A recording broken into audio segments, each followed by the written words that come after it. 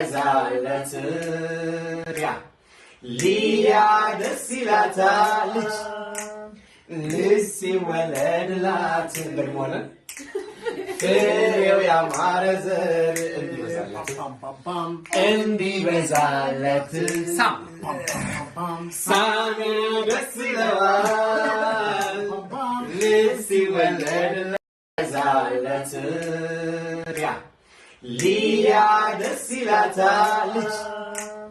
ልጅ ሲወለድላት በድሞነ ፍሬው ያማረ ዘር እንዲበዛለት ሳሚ